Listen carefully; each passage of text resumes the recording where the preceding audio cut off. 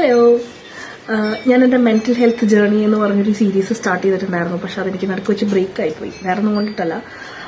ഒന്നാമത്തെ കാര്യം, I was travelling. അപ്പോൾ ഇത് part 8 of the mental health journey ആണ്. And welcome to the mini vlog. ഞാനിന്ന് പറയാൻ ഉദ്ദേശിക്കുന്ന ട്രീറ്റ്മെൻറ്റിനെ കുറിച്ചൊന്നുമല്ല. എൻ്റെ മൈൻഡിൽ വരുന്ന ചില തോട്ട്സുകൾ ജസ്റ്റ് ഒന്ന് ഷെയർ ചെയ്യണമെന്ന് തോന്നി. അപ്പോൾ നമുക്ക് ഈ ഇത്തിരി ഒരു ഡിപ്രഷൻ അല്ലെങ്കിൽ അങ്ങനെയുള്ള സംഭവങ്ങളൊക്കെ ഉള്ള ആൾക്കാർക്ക് എല്ലാവരും പറയും ഇതൊക്കെ എല്ലാവർക്കും ഉള്ളതല്ലേ. ഞാൻ എപ്പോഴും കേൾക്കുന്ന ഒരു വാക്കാണ്, ഇതൊക്കെ എല്ലാവർക്കും ഉള്ളതല്ലേ എന്നൊക്കെ നമ്മുടെ ചുറ്റുമുള്ള ആൾക്കാർ പറയാം. നമ്മുടെ ഫാമിലി ആവാം, ഫ്രണ്ട്സ് ആവാം, ആരും ആവാം. ഇതൊക്കെ ഞങ്ങൾക്ക് ഉണ്ടെന്ന് പറയും. പക്ഷേ ഒരു പ്രോബ്ലം വരുമ്പം ഞാൻ എടുക്കുന്ന രീതിയിലാവണമെന്നില്ല നിങ്ങളിൽ വേറൊരാൾ എടുക്കുന്നത്. എനിക്ക് വരുന്ന ഡിപ്രഷൻ പോലെ ആയിരിക്കണമെന്നില്ല നിങ്ങൾക്ക് വരുന്നത്. ചിലർ ഡിപ്രസ്ഡ് ആയിട്ടുള്ള ആൾക്കാരാണെങ്കിൽ പോലും ഹൈ ഫങ്ഷൻ ഡിപ്രഷൻ ഒക്കെ പറയുന്നത് പുറത്ത് ഭയങ്കര ഹാപ്പി ആയിട്ടിരിക്കും, പക്ഷെ ഉള്ളിൽ സാഡ്നെസ് ഉണ്ടാവും. ചില ആൾക്കാർ എപ്പോഴും ഇങ്ങനെ ശോകമായിട്ടിരിക്കും. ചിലവർക്ക് സൂസൈഡൽ ടെൻഡൻസീസ് ഉണ്ടാവും. അപ്പം ഞാൻ കൂടുതലും സൈക്ലോതൈമയിലൂടെയാണ് ഇപ്പോൾ പോകുന്നത്.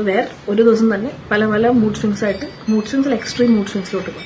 സാധാരണ മൂഡ് സ്വിങ്സ് അല്ല, കുറച്ച് എക്സ്ട്രീമായിട്ട്. സാഡാണെങ്കിൽ പെട്ടെന്ന് ഞാൻ ഡിപ്രസ്ഡ് ആവും.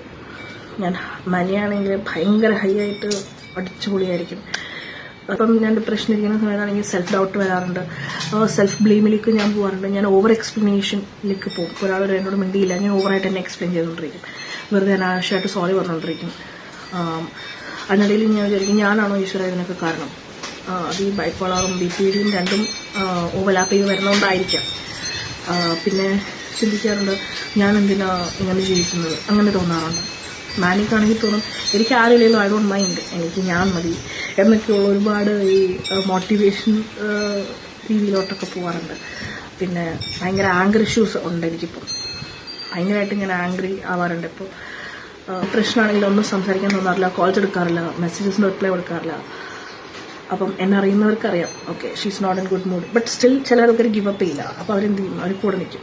അങ്ങനെയുള്ള ആൾക്കാർ ഒരുപാട് താമസമുണ്ട് എനിക്ക്. കാരണം നമ്മുടെ സിറ്റുവേഷൻ അറിഞ്ഞിട്ടും നമ്മുടെ വായന ചീത്ത കേട്ടിട്ടും അത് നമ്മുടെ കൂടെ നിൽക്കുന്നുവെങ്കിൽ, നമ്മുടെ അവസ്ഥ മനസ്സിലാക്കി കൂടെ നിൽക്കുന്നുവെങ്കിൽ, especially my family, a few of my friends.